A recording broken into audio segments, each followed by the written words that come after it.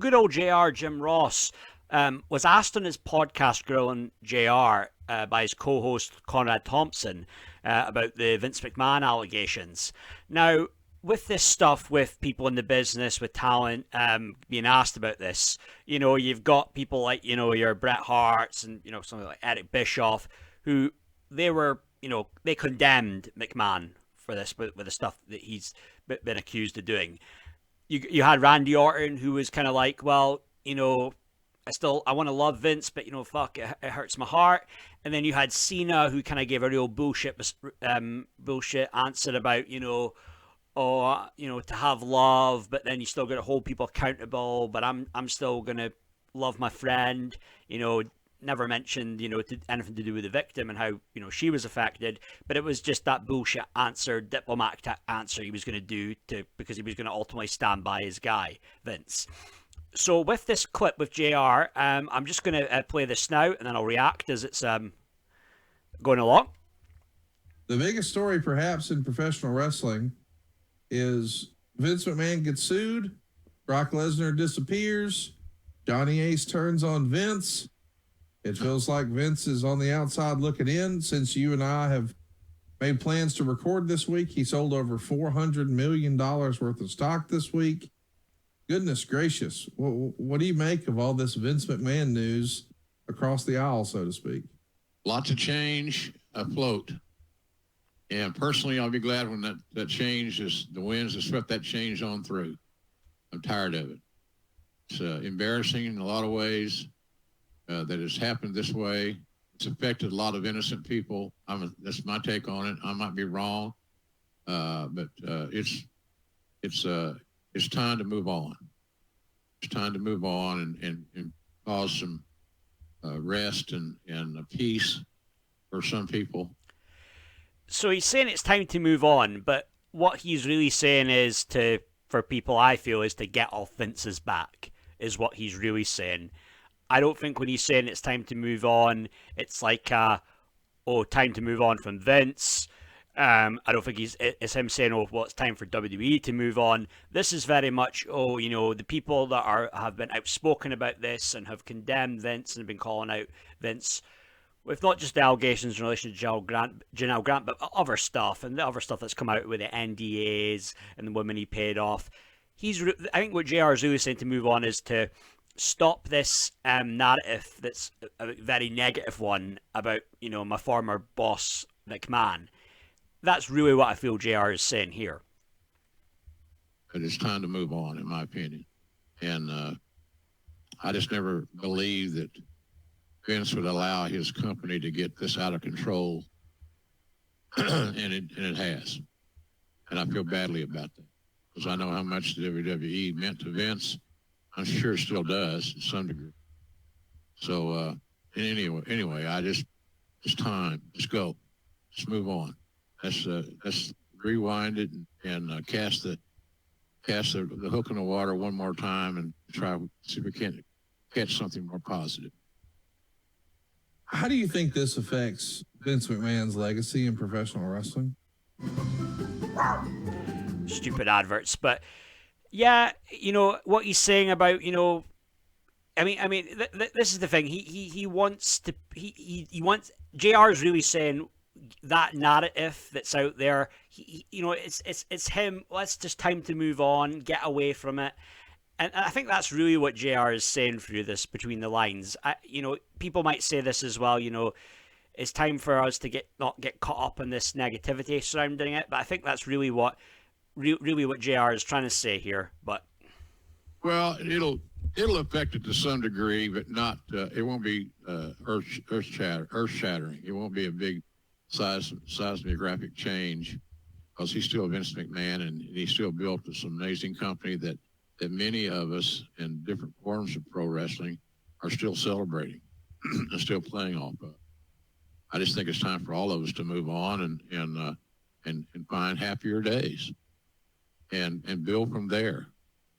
But you'll never be able to take away what Vince built and how he's helped a lot of people. I mean, a lot of guys that are making a living in pro wrestling right now. I love that mustache, right? And look at it any way they choose, but if they are being realistic, they look in the mirror and see Vince McMahon staring them right in the face because he was the catalyst that created a lot of this change and the incomes going up and all those things. So I just wish it was over. I just wish we had moved on and all these issues were settled and we had moved on to happier days, because I think that's what the business and the world needs, is happier days. And still get that with the old WWE memories. At least I do. I'm very thankful I had a chance to. Right. So with that, moving on to happier times, this, that, the other, you could take this as well. This is just saying, well, it's time for us to move on from, WWE, now TKO, move on from Vince, like that kind of thing. But I still feel with what he's saying, and other people might take this a different way, but what I'm feeling he's really saying is it's the negative, that narrative that's out there about Vince, and nothing's positive about it, with all the stuff that's out there, all the allegations, all the stories. And I feel that this is JR's way of trying to, avoid that. Just ignore that part. And, yeah, he's not going to, condemn someone that I guess that he did, maybe he does see as a friend, It's... And I've always said this, that I understand the whole thing. If it's your friend, and maybe people watching this, you've had a friend and they've done something bad or been accused of doing something bad. And there is obviously the honour of standing by them, but then there's many things to take into account, the severity of it. Is this person going to change for the better is another one. And I get the whole thing of sticking up for your friends, but at the same time, he's affected other people with this, Vince. Vince did not think about who he was hurting with this. Did not think, with Janelle Grant and other women too, who he ultimately paid off to keep quiet. So that's the thing there, where I think overall with what he said, it is somewhat questionable. Stuff that he was saying there. Oh, let's just move on. It's like, I've heard certain type of people say the same type of thing in the past, like, oh, we've forgotten about all this by now, and when they haven't, and all this BS. I've heard it all before, but it's a little bit, when you really think about it, and I people were saying this online, and that Vince treated a lot of people very poorly in WWE, and JR was one of them. He treated him really badly, and it's like one of these things that's like, well, what did JR ever do to have been treated like crap by Vince over the years, And it's maybe one of those things that, they had a long talk, and maybe Vince apologized to JR and they hugged it out, that kind of thing, but for JR to still have that loyalty to Vince, it's I find it a bit questionable to me, because you have to break down the stuff when it comes to JR and how he was treated.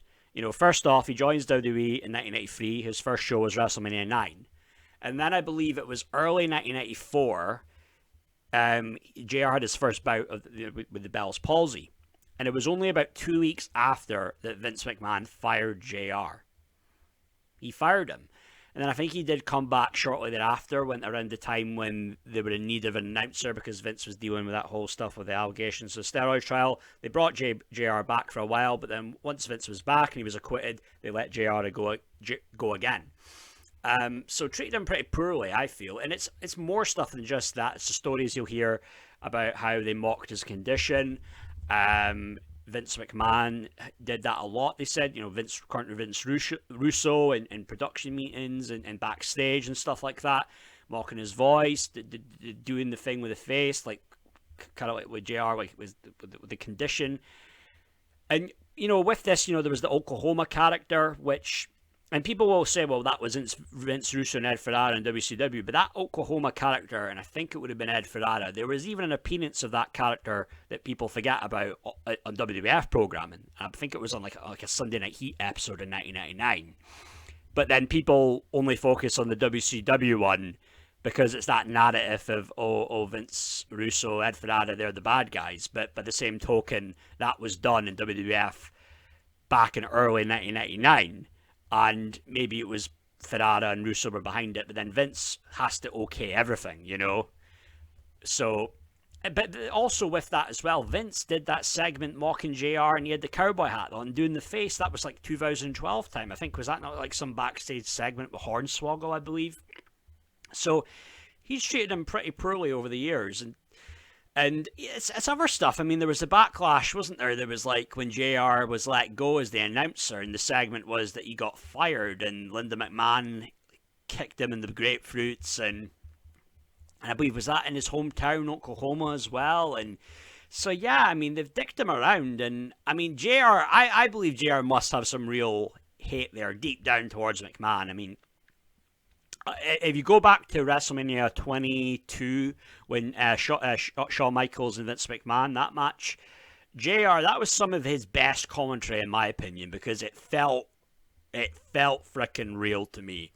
And maybe I'm just a mark and I got worked, but some of the stuff that he was saying, like in the comment, like the call, if I can remember, it was like, take a hike from him, Sean. Count your dividends, count your stop options. You know, this man's made more lives hell than anyone alive, and something like that. And it felt real. It felt like everything he was saying there was like that's how he really felt about McMahon. That he had made more lives hell than anyone alive. And many people could say that many people would make that claim that that's what Vince did, and that he fucked around with a lot of people, and it was just a game to him, you know. Warrior would say that all the time, that it was like what Vince and Hogan, it was just a game. That Vince went out of his way to make the personal lives of talent a constant mess, you know, keep them on the road. I think it's a lot different now with the schedule in WWE. It's not as frequent, and yeah, COVID, when the pandemic hit, that had a lot to do with that. But you know, AEW, they don't have that thing of wrestlers being burned out on the road 4 days a week. But maybe Vince just enjoyed that. Maybe just that thing of having the control and just getting every drop of juice out of all the talents, and then using them up, and then just kick them to the side while he was done with them, and they'd outlive their usefulness, I guess, to him. But you know, Vince, sorry, JR was saying that it won't affect things how Vince is perceived, you know. But the thing is, though, that isn't entirely true what JR was saying there, because if you look at this here, that it reads here, gamers confirm how 2K is dealing with the Vince McMahon scandal in the new video game. So I guess there's these some like old clips of that you can unlock, and one of them was maybe Vince. It was like on SmackDown, I believe, at the time, announcing a match, and you've got Charlotte Flair there on the right, and then on the left though is Vince McMahon, but they've blurred out his face. So this shows you how they're dealing with it. And I believe they might have done the same thing with Brock Lesnar as well in clips. So it's almost like Vince, in a way, is kind of getting like the Crispin Law treatment, you know, with the blurred out face. It's almost like the white dot. It's kind of funny. Maybe it's almost kind of karma, like justice, that Vince had it in for Christian, and he would always say, like, basically he didn't like him, and it was like I guess his look, that he called him ratty. And there was a gimmick he had in his mind one time, that the whole time, anytime Christian was out and he was in a match, you would always be a blue dot over his face. You would never see his face, and he was going to be a gimmick for Christian. He really didn't like Christian for whatever reason. And maybe that's, you know, the creepy little bastard character. That's really how Vince, that's how he saw the Christian, his character. But then this is coming from Vince, so perhaps, it takes one to know one.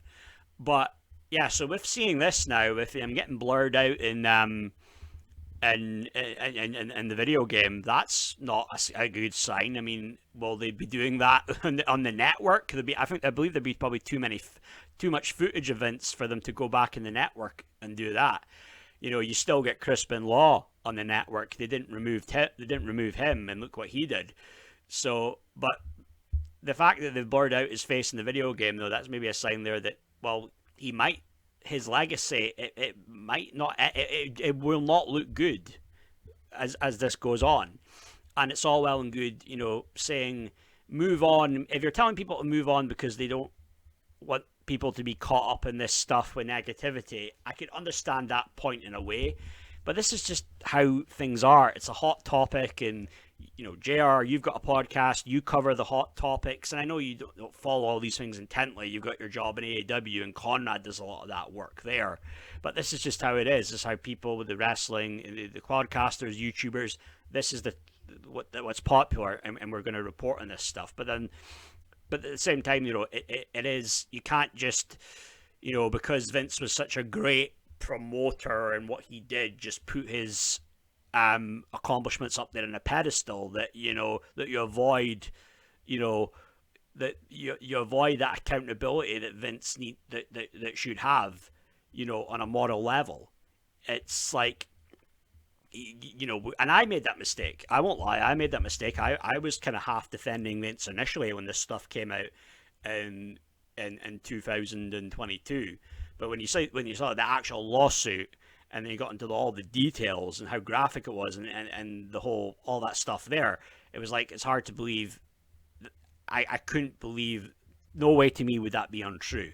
It just seems too graphic, too detailed, and it's someone with a real fucked up mind to make up the stuff, to just flat out tell lies. But that's my video for now, guys. But feel free to hit the subscribe button, and leave a comment and let me know what your thoughts are on what JR was saying there. Will the wrestling community just simply move on, and will Vince end up still having the legacy there, where he's seen by some, I guess, in a good light? But that's it for now, guys. Thank you. Bye.